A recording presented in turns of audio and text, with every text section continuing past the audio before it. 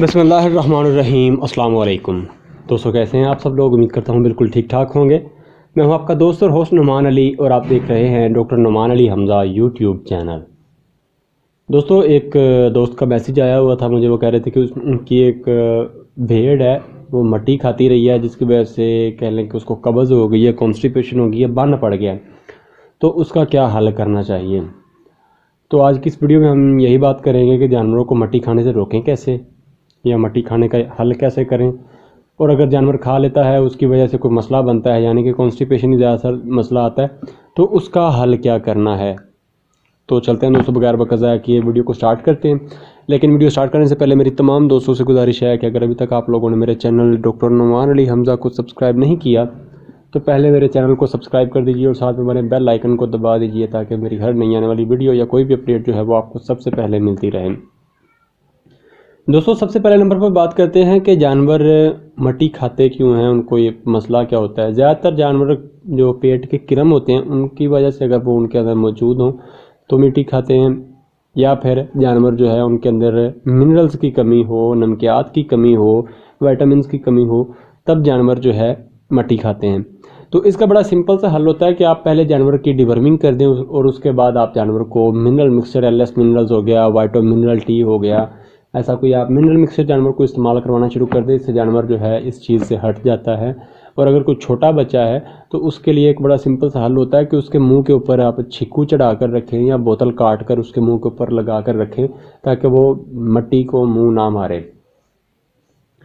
اللہ نہ کرے بھائی، اگر جانور آپ کا جو ہے وہ مٹی کھا لیتا ہے، اس کو قبض ہو جاتی ہے، تو ایسی صورتحال میں کیا کرنا چاہیے؟ اصل میں پرابلم یہ ہوتی ہے کہ جب جانور مٹی کھاتا ہے تو وہ ایک وہاں پر جہاں پر مطلب کہہ لیں کہ انتڑیوں کے اندر ایک جگہ پر جم جاتی ہے،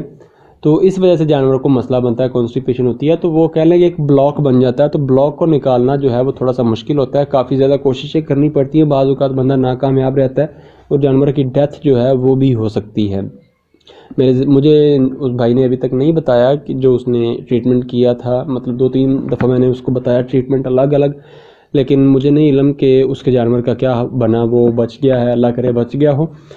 تو اگر اللہ نہ کرے آپ کے جانور کے ساتھ یہ مسئلہ بن جاتا ہے تو سب سے پہلے نمبر پر کوشش کی جاتی ہے کہ جانور کو سرسوں کا تیل جو ہے وہ استعمال کروایا جائے، تاکہ وہ اندرونی طور پر چکناہٹ پیدا کرے، اور جانور زور لگائے تو وہ مٹی کا جو کہہ لیں کہ بال کہہ سکتے ہیں یا بلاک کہہ سکتے ہیں، وہ آہستہ آہستہ کر کے سرک کر باہر نکل جائے۔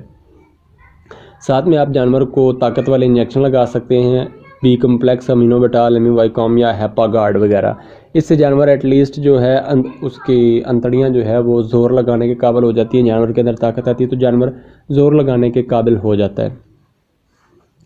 سرسوں کے تیل کے بعد آپ جانور کو میٹھا سوڈا استعمال کروا سکتے ہیں، اس سے بھی جانور کافی حد تک جو کہہ سکتے ہیں کہ اندر ایشو بنتا ہے، جس کی وجہ سے جانور کم از کم زور لگاتا ہے اور سارا مواد جو ہے وہ باہر آ سکتا ہے۔ اس کے علاوہ آپ جانور کو کارٹیکس کاربونیٹڈ مکسچرز، کولک کے نام سے آتا ہے، وہ بھی استعمال کروا سکتے ہیں۔ یہ عام افارے اور عام قبض میں بھی استعمال کروایا جاتا ہے، کافی اچھا رزلٹ آ جاتا ہے اس سے۔ امید ہے کہ اس میں بھی اس کا اچھا رزلٹ آتا ہوگا، کیونکہ میں نے پرسنلی کبھی استعمال نہیں کروایا، ایسا جو ایشو آیا ہے وہ میں نے کہہ لیا کہ پرسنلی ابھی تک کوئی ڈیل نہیں کیا، لیکن یہ وہ چیزیں ہیں جو فائدہ دے سکتی ہیں، فائدہ دیتی ہیں۔ اس کے علاوہ ایک انجیکشن آتا ہے میڈیورل نام سے، اس پر میری علیحدہ سے ویڈیو بنی ہوئی ہے، وہ بھی آپ جانور کو نیم گرم پانی میں مکس کر کے استعمال کروائیں، انشاءاللہ اس سے آپ کا جانور کور کر جاتا ہے۔ میگ سلفاس، میگنیشیم سلفیٹ یہ ملتا ہے، یہ بھی نیم گرم پانی میں مکس کر کے آپ جانور کو استعمال کروا سکتے ہیں۔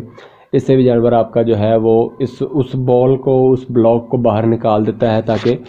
اس کے بعد جو جانور ہے وہ کہہ لیں کہ اپنی نارمل روٹین میں آ جائے۔ بعض اوقات ایسا ہوتا ہے کہ بہت زیادہ چیزیں استعمال کروانے کی وجہ سے جانور کو ڈائریا بھی لگ جاتا ہے، تو ڈائریا کا فوری طور پر کچھ نہ کچھ حل کرنے کی کوشش ہوتی ہے، لیکن کم از کم اتنا انتظار کر لینا چاہیے